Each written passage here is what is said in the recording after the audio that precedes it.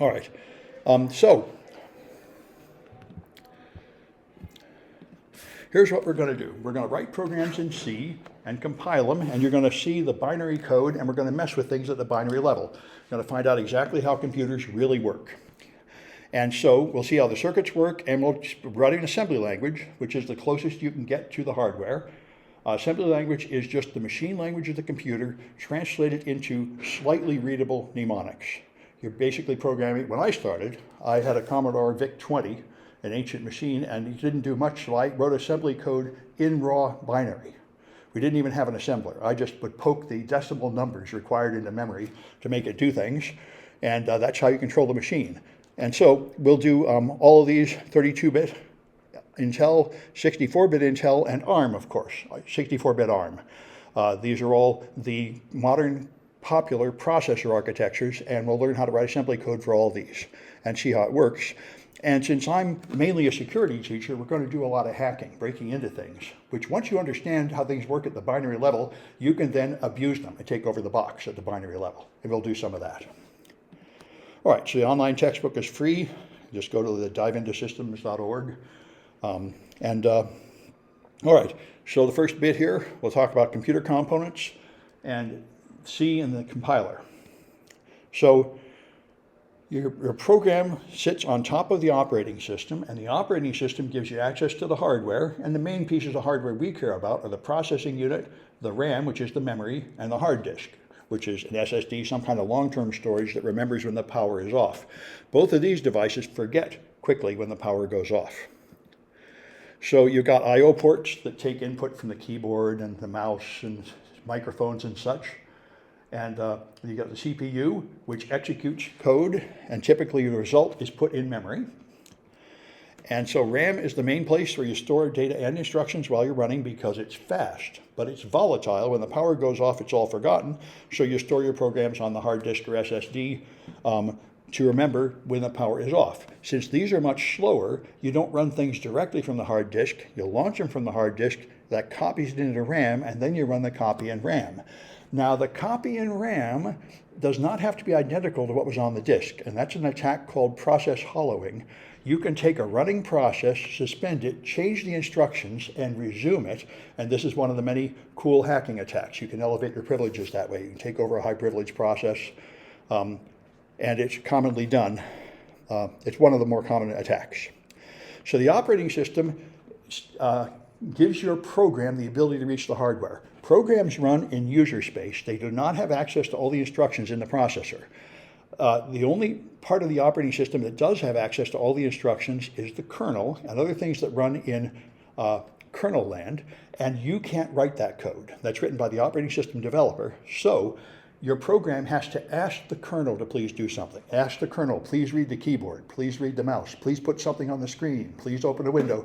The program doesn't have the ability to do any of those things directly. It can only ask an API call in the operating system to do it for me. And so you're stuck with the functionality built into the operating system. All right, and the point is, then you can write in a high-level abstract language like C, where you don't even know or care what hardware you're running on, because the operating system and the compiler that you put on the operating system will handle the code and translate it to whatever it has to do to reach the hardware. This is abstraction. It's a really important issue in computing. It comes up even more in networking, where you have 7 layers, where each layer can just trust that everything above and below it is done in a standard way, so I only have to write the code that goes for one step. Anyway, all right. So modern computers that we're using are the general purpose ones. They can run many programs at a time. Calculators are not general purpose. Microcontrollers have no OS. They're embedded in devices. All right, so as you probably know, a desktop and laptop look like this with the battery and the DVD drive and the CPU with a fan on it because it's where a lot of the heat is generated, and so on. You can have system on a chip, the small ones like the Raspberry Pi. For like 10 or 15 bucks, you can get a whole little computer that you can then build into an instrument or a drone or a CubeSat or any of these cool things. You can have multi-core processors are almost everywhere these days, so you actually have several processors on the same chip so they can run several instructions at the same time. That means it's more difficult to write that code, and we'll talk about that. All right. Anyway, that's parallel execution. So the main operating systems, of course, are Mac OS, the one I'm using, Windows, the most popular one overall because it's cheaper to buy the hardware, and Linux, which is available for enthusiasts. It never gets much use on a desktop. It's always like 1 or 2% because it's not very convenient for ordinary use. But it's extremely important on servers. And anybody who's going to be working in tech needs to have some familiarity with all three of these. And I ignored Mac OS completely until OS 10, which is Unix. Before that, they had some nonsense, OS 8 and OS 9, which was just a joke. But then they switched to Unix, and they started advertising it's the world's most advanced operating system, and that is true. It's BSD Unix, Berkeley Standard Unix, which is the oldest and most perfected operating system. So you can't argue with that. Windows, by comparison, is a piece of trash. Windows is unbelievable. Windows is like the Frankenstein monster. They have bought components from dozens of different companies and imperfectly sewn them together to make a sort of amalgam. Windows is the all-purpose operating system that can do everything, and it's all full of bugs and flaws and security holes because of that. Linux is much smaller and cleaner. It's designed by mathematicians, basically, and you don't have a lot of extra stuff on it. You put on whatever you want, but typically a Linux server is only running one thing without a bunch of extra junk, whereas a Windows machines, 90% of it is stuff you're not using. Because it's the all-purpose operating system.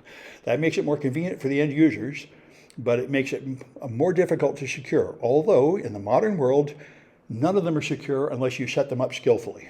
There was a belief for a long time that Linux was more secure than Windows because early versions of Windows were just ridiculous. Like Windows NT web server, you could just go in the URL and type // system32 cmd and get a command prompt right in the browser and take over the box. It was ridiculous. And Linux was better than that at that time. But in 2014, we had a vulnerability on Linux called Heartbleed. And after that, there was another really serious vulnerability on Linux that only affected Linux and not Mac and Windows. And that exposed the truth that now none of these is secure unless they're set up skillfully. And it's not like one is better than the other anymore. You have to be careful how you use them. All right, so in this class, we're going to learn how programs get encoded in binary, what compilers do, how the CPU executes the code, and how the operating system interfaces with the user. And we'll talk about algorithms, memory hierarchy, code optimization, and parallel computing. So in Linux, we're going to mostly use Linux in this class. It's just the simplest way to get started, and we're going to use C, not C++ or C#, but the original C, which is more limited, but simpler and easier to understand.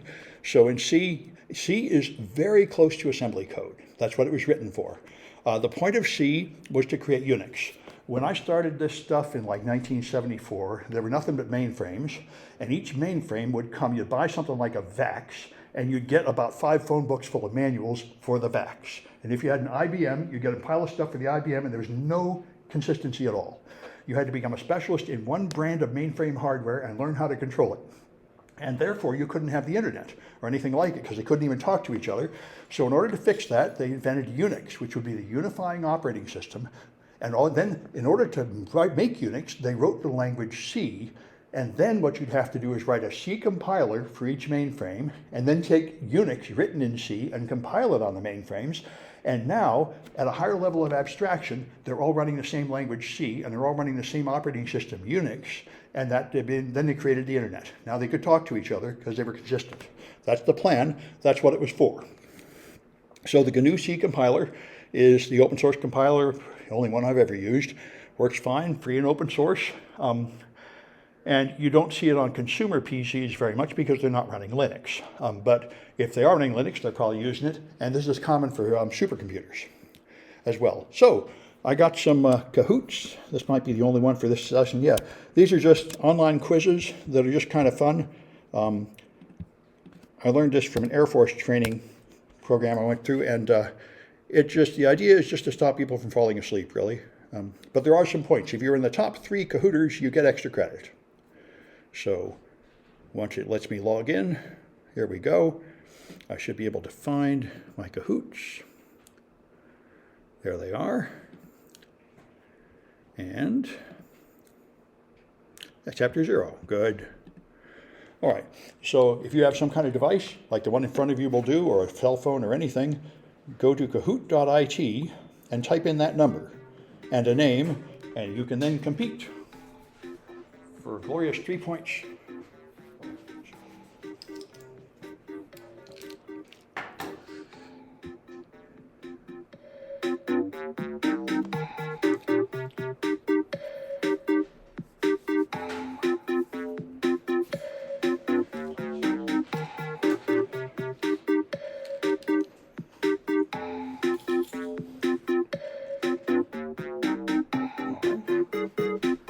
And this is optional, it's worth extra credit, so if you don't want to do it, you don't have to do it, but most people like to.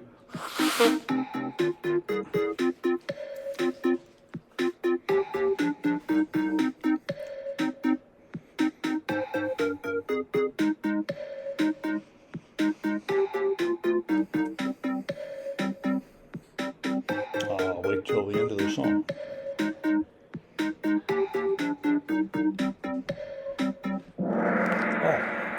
So,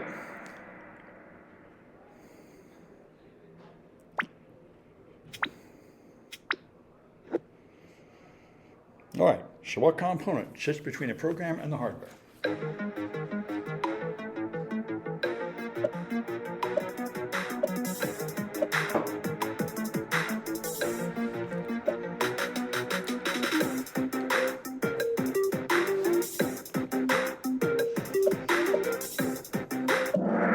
Yeah, that's the operating system.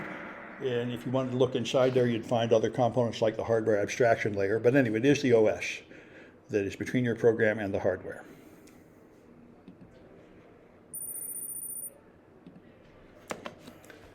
All right, which of these is not a high-level language?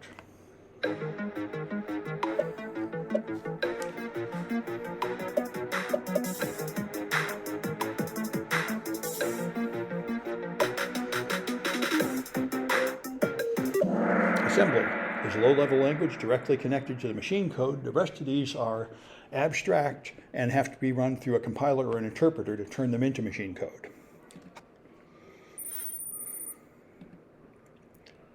All right, what translates C program to machine code?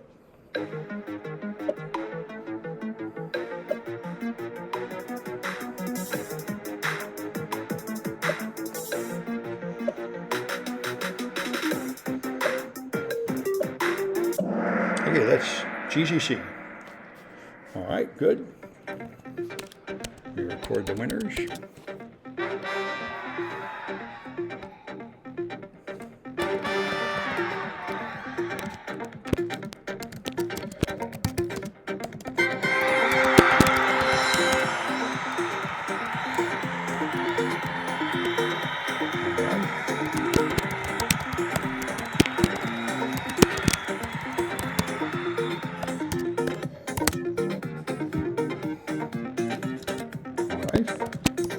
Those might be real names. If they're close enough, my grader will figure it out. If you use a fake name, you have to tell me who you are if you want your points. But those look like real names. All right, let me stop this recording.